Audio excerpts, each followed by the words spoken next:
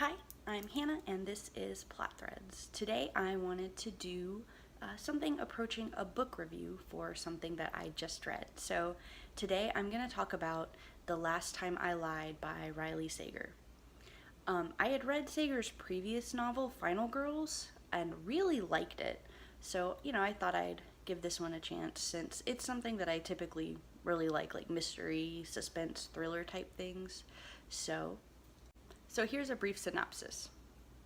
Emma Davis, a young artist based in New York City, only paints one thing: thick, woody forests and huge canvases that always cover up 3 girls that disappeared when she was 13 at summer camp.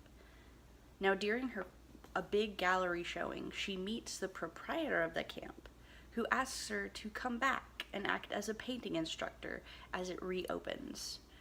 Now, Emma is very unsure, but she decides to take up this offer to try to figure out what happened to those girls long ago. Now, here are some things that I definitely liked about the book. One, it's very readable. It's a pretty quick read, actually. I'm not sure how long it is, but I finished it, I think, in about a day. I had a long car ride as a passenger, and I just read it, raced right through it. Very readable, very engaging. Now it's told in first person, so if you have a problem with Emma's voice, you probably might not find it as readable as I did, but I didn't really mind her as a character. Well, I'll get to that. I also liked the beginning hook about Emma only painting one thing, the 3 girls. That was actually in the version of Final Girls I read. That was a brief little preview of this book, and it caught my attention immediately. That's just so evocative. I always paint 3 girls, first one, then the other. I can see flashes of them, flashes of their white dresses, and it was like, whoa, that is a very compelling image. And when I read that, I immediately wanted to pick up this book because it's just so imaginative and mysterious, and I loved that.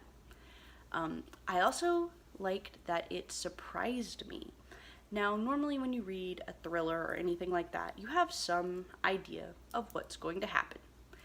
Even if you don't know exactly what's going to happen, typically there are predictable twists, there are signposts, little red flags that you can kind of pick up on. And this isn't something that's just completely out of the blue, the big twist at the end, I mean. This isn't something that just happens out of nowhere. I mean, I wouldn't say a staple of the genre, but it's something that, oh yeah, I can see happening. It's not like, whoa, that's never happened before. But I wasn't expecting it, and that almost never happens. It surprised me. It was definitely something that's like, oh yeah, of course, that could happen, right? But I didn't really see it coming, and that almost never happened, so I was very pleased with that. I like being surprised. But a few things I didn't like, and I'm gonna be honest, I was really not impressed with this book. I didn't like it as much as I had liked Final Girls, and this is why. The biggest problem I had, I think, was the characters. None of them felt fleshed out. None of them. They all felt like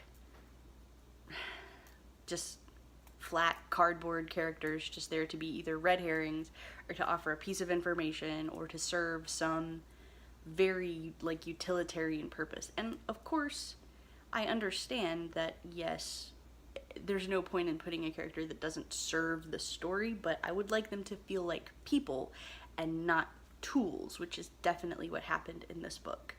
None of them, no one except for maybe Emma, was fleshed out at all.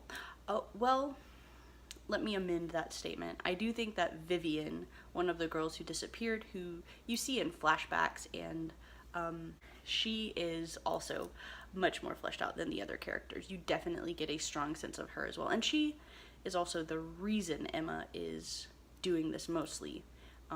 Even though there were 3 girls that disappeared, Vivian was the one that Emma was closest to and the one whose disappearance bothered her the most.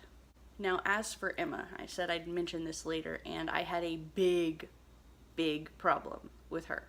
As an unreliable narrator. Now, I know that's pretty common. It's something I'm expecting. I wasn't like, "What? You're not telling me the whole truth?" You know, I don't say that because it's something I wasn't expecting. I don't say that because it didn't work for the story. It could have, but in this case, it did not, because she just kept withholding things for no reason. It wasn't like, really, it felt like just withholding for the sake of the story to trick the reader, and it did not work, in my opinion. It did not work. The story just did not live up to that strong, evocative beginning, in my opinion. Like I said, the ending was pretty good. Actually, I'll change. The ending was very good. Something happens, and you think, "Oh, well, that's it. Okay, I guess they solved it. I'll keep reading. There are some pages left." I had it on ebook, so it didn't have like a page number or whatever. I couldn't see the progress bar, so I didn't know how much more. So I didn't know how close to the actual end it was. But I was just like, well, that's kind of a letdown, anticlimactic, and then the big surprise happened. So the final twist works very well, but the rest of the book just didn't really do it for me. I would say 3 stars, I guess. It was pretty good. I liked it. So that was The Last Time I Lied by Riley Sager. See you next time.